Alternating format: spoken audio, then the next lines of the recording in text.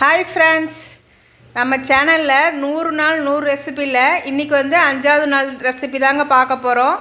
ஒரு ஹெல்த்தியான கருப்புளுந்து சட்னி ரெசிபி தாங்க பார்க்க போகிறோம்.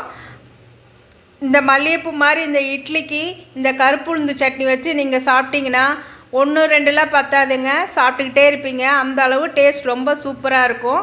நம்ம இதை கருப்புளுந்து வச்சு செய்கிறதுனால உடம்புக்கும் நமக்கு ரொம்ப ஹெல்த்து. வாங்காதரமா எப்படி செய்கிறதுன்னு பார்க்கலாம். நீங்கள் எங்கள் சேனலுக்கு ஃபஸ்ட் டைம் இருந்தால் எங்கள் சேனலை சப்ஸ்கிரைப் பண்ணிக்கோங்க. நாங்கள் போடுற ரெசிப்பியில் உங்களுக்கு பிடிச்சிருந்தால் லைக் பண்ணுங்கள். இதுக்கு தேவையான பொருட்களை இப்போ நம்ம எடுத்து வச்சுருக்கோம். வாங்க எப்படி செய்கிறதுன்னு பார்க்கலாம். ஒரு கடாயை அடுப்பில் வச்சுட்டு காஞ்ச மிளகாய் வந்து 5 மிளகாய் சேர்த்திருக்கேங்க.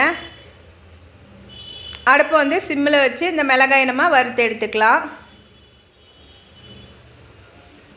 மறுபடிக்கும் அதே கடாயில் வந்து நான் ஒரு 75 கிராம் தோல் உளுந்தம்பருப்பு சேர்த்திருக்கேங்க. தோல் உளுந்தம்பருப்பை ஃபஸ்ட்டு நம்ம வந்து எதுவும் கல்லெல்லாம் இருக்கான்னு சொல்லிவிட்டு பார்த்து க்ளீன் பண்ணிவிட்டு ஒரு காட்டன் கிளாத்தில் நல்லா தொடச்சிட்டு எடுத்துக்கோங்க. அடுப்பு சிம்மில் வச்சு வறுத்துக்கோங்க. இந்த மாதிரி கோல்டன் ப்ரௌன் கலர் வரும்போது நம்ம எடுத்துடலாம்.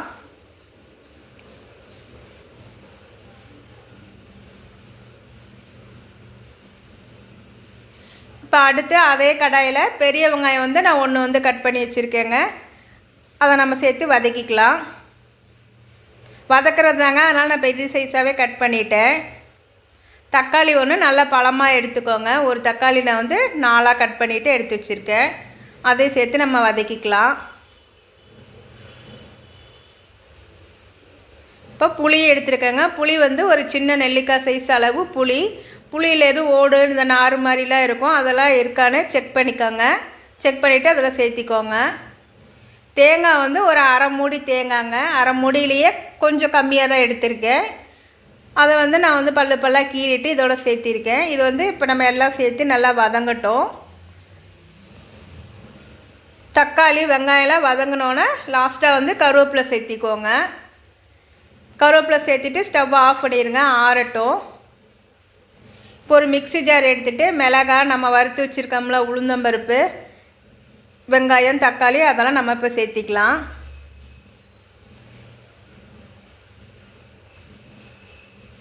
இந்த சட்னி செய்கிறது நமக்கு ரொம்ப ஈஸி தாங்க, சீக்கிரமாக செஞ்சிடலாம். தேவையான அளவு உப்பு சேர்த்திக்கோங்க. கொஞ்சமாக தண்ணி விட்டு கொஞ்சம் நல்லா நைஸாக இல்லாமல் கொஞ்சம் கரகரப்பாக நம்ம அரைச்சி எடுத்துக்கலாம். பாருங்கள், இந்த பதம் நமக்கு கரெக்டாக இருக்கும். இப்போ இதுக்கு தாளிச்சிடலாங்க. ஒரு பேன் அடுப்பில் வச்சுட்டு எண்ணெய் ஊற்றிக்கோங்க. 1/4 ஸ்பூன் அளவு கடுகு சேர்த்திக்கோங்க. அரை ஸ்பூன் உளுந்தம்பருப்பு, அரை ஸ்பூன் கடலைப்பருப்பு சேர்த்திக்கோங்க. இப்போ கடுகு, உளுந்து, கடலைப்பருப்பு எல்லாம் நமக்கு பொரிஞ்சு வரட்டும். அதுக்கப்புறம் நம்ம கருவேப்பிலை சேர்த்திக்கலாம். கருவேப்பிலையும் பொரிஞ்சதையும் பெருங்காயம் சேர்த்திக்கோங்க.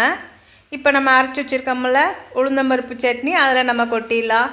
அவ்வளோதான் ஃப்ரெண்ட்ஸ், சூப்பரான கருப்புளுந்து சட்னி ரெடி ஆயிடுச்சு. இந்த சாஃப்டான இந்த மல்லிகைப்பூ மாதிரி இட்லிக்கு இந்த சட்னி வச்சு சாப்பிடும் பொழுது அவ்வளோ சூப்பராக இருக்குங்க. கண்டிப்பாக நீங்களும் ட்ரை பண்ணி பாருங்கள். எப்படி வந்துச்சுன்னு எங்களுக்கு கமெண்ட் பண்ணுங்கள். எங்கள் ரெசிபி உங்களுக்கு பிடிச்சிருந்தா லைக் பண்ணுங்கள். பாய்.